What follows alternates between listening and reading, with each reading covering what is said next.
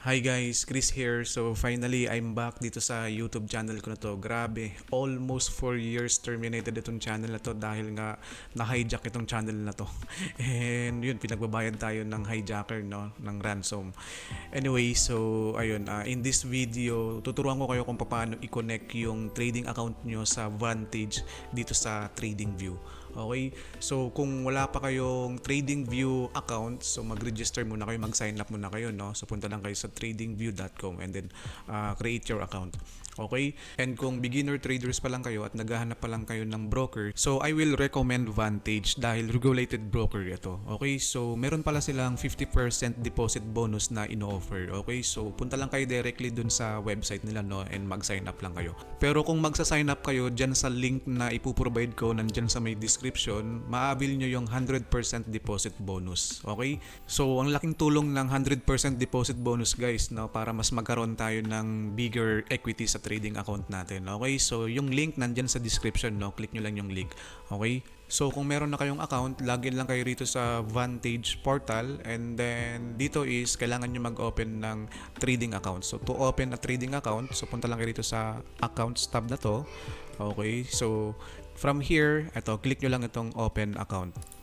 Alright, so dito guys, since i-connect natin yung trading account natin sa TradingView, so dapat yung i-create natin na account is choose an account type TradingView. Okay, so make sure na naka-select yung TradingView rito.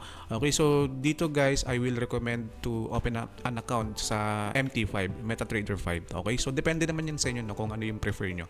Pwede rin namang MetaTrader 4, but for me, I prefer MetaTrader 5. Okay, and then dito sa currency, so usually naman, di ba, we prefer USD currency para sa trading account natin. Okay, select nyo lang USD, and then check nyo lang itong box na to, and then i-submit nyo lang. Okay, so back to home page. So, ayan, created na yung MT5 trading account for TradingView. Okay? So, dito makikita nyo guys na processing pa lang itong account na to. So, wait nyo lang na maging active yan. So, dapat ganito yung makikita nyo, active. Okay? And ayun na nga, no, so active na yung newly created ko na trading account ko na to for TradingView. Okay, so i-connect ko na tong trading account ko na to sa TradingView. But before with that, syempre, wag nyong kakalimutan na mag-fund dito sa trading account nyo na to. Okay, kung gusto nyong gamitin itong trading account nyo na to live trading dun sa TradingView. Okay, so ito, click nyo lang itong deposit na to. Okay, so ito yung different payment methods kay Vantage. Okay, so lahat ng payment methods dito is instant po siya. Okay, except dito sa international bank transfer and cryptocurrency. Okay, cryptocurrency deposit. So cryptocurrency deposit is within 1 hour bago siya makredit dun sa trading account mo. And then sa international bank transfer naman, it will take around 2 to 5 business days before makredit dun sa trading account nyo. Okay?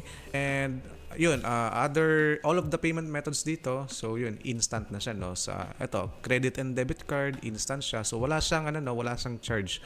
Okay? Zero fee siya.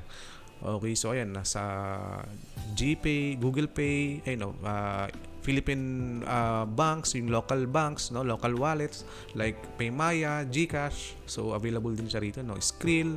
Okay, so available siya rito. Okay? So kung gusto niyo namang mag-transfer lang between accounts, say for example, sa isang account nyo, meron kayong fund doon and gusto niyo mag-transfer sa newly created nyo na account, dito lang kayo, no. Punta lang kayo dito sa transfer between accounts. Okay. And then, ayun dito. So, from accounts. So, choose nyo lang dito yung account kung saan meron kayong fund and then i-transfer nyo sa paglalagyan nyo na account. Okay? And then, enter nyo lang yung amount. Alright? Okay, so ngayon, i-connect na natin itong account natin dun sa TradingView. So, punta tayo rito sa TradingView and then, dito sa ilalim, okay, so i-click lang natin ito. Maximize lang natin itong panel na to and then hanapin lang natin dito yung Vantage. Okay, so ito, nandito yung Vantage, no? So, in-add ko na kasi sa favorites ko. Okay, so click lang natin yan and then click connect. Okay, so wait lang natin siyang ma-redirect sa Vantage login portal, which is ito. So, enter lang yung email, connect. Okay, so dito is yun, wait lang natin. And then ayun, as you can see, no, automatic na siya, no. So napakabilis lang i-connect yung trading account natin sa Vantage into dito sa trading view. Okay, so yun, makikita nyo, ano, no, active na yung Vantage dito.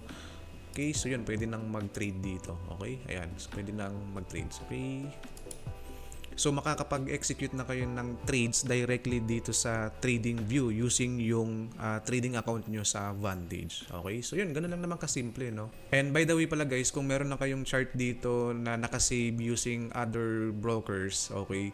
So hindi kayo makakapag-execute ng trades. So kailangan i-change nyo yung chart nyo. Say for example, ito, di ba?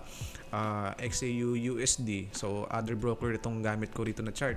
Okay, so kapag mag-execute ako ng trade ko rito, ayan, right click, tapos, ayan, so makikita nyo diba, I cannot execute a trade using this chart, no, sa other broker. Okay, so kailangan i-switch ko yung instrument dun sa mismong chart ng Vantage.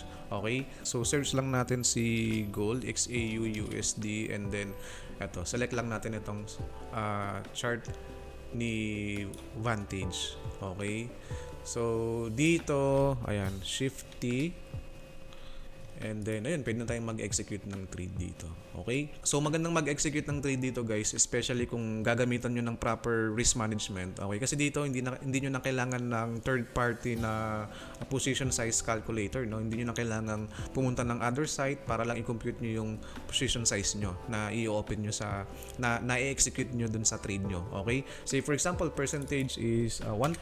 Okay, so automatic na yan na makakalculate dito. Okay, so explore nyo na lang to guys, no? Napaka basic lang naman nito. Okay, and take note guys, no, yung trading account na pwede nyo i-connect dito is kailangan dapat live trading account. Okay, so yun lang, no. I hope makatulong itong video na to sa inyo.